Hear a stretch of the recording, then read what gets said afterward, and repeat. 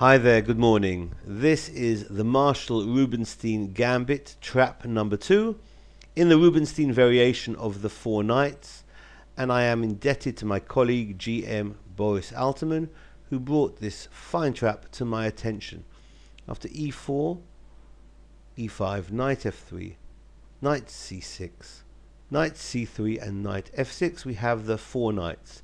And we're going to see a trap now where white carries out a series of natural looking logical moves but gets snared nonetheless. After bishop b5, black goes for the Rubinstein variation with knight to d4. We've seen traps where the bishop now drops back to a4, and we looked at this Marshall Rubinstein Gambit number 1 trap where the bishop goes to c4. In the number 2 trap, also backs off to c4. And bishop c5 offers up the gambit pawn on e5. After knight takes e5, queen e7.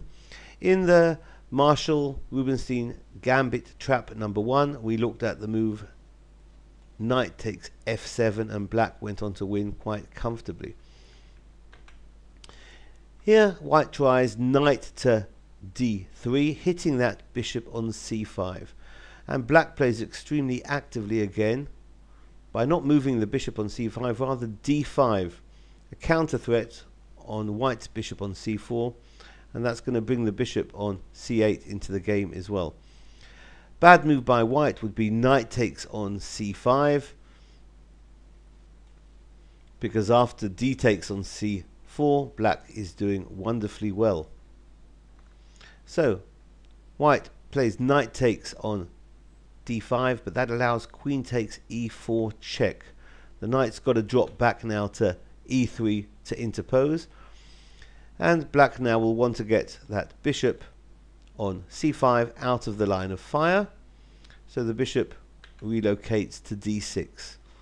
White castles, and in most of these Rubinstein variation traps in the Four Knights, whenever white castles, he runs into trouble. Here is no exception.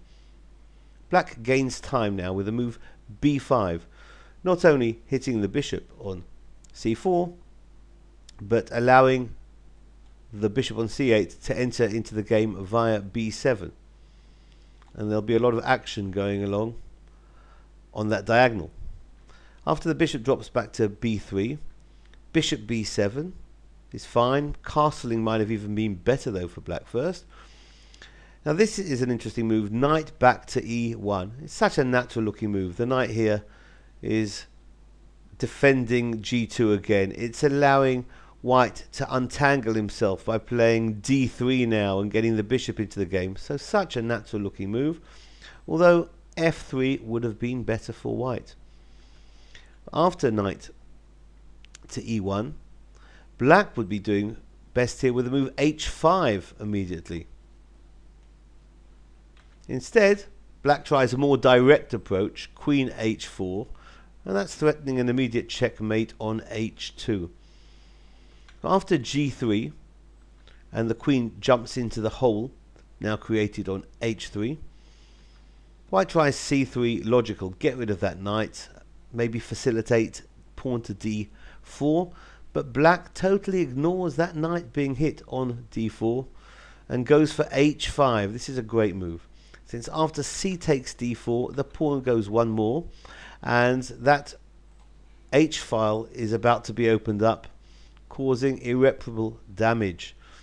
White can actually survive here with a move knight f3, and we'll have a variation like h takes g3, f takes, bishop takes f3, and rook takes f3, and queen takes h2. It looks menacing, but white is surviving. If, however, instead of knight f3, white plays the logical queen e2, then it's game over after queen takes h2. What a fantastic move, giving up the queen. And after king takes on h2, h takes g3. That's a double check, as the rook on h8 suddenly comes viciously into the game. King h1, and rook h1 checkmate.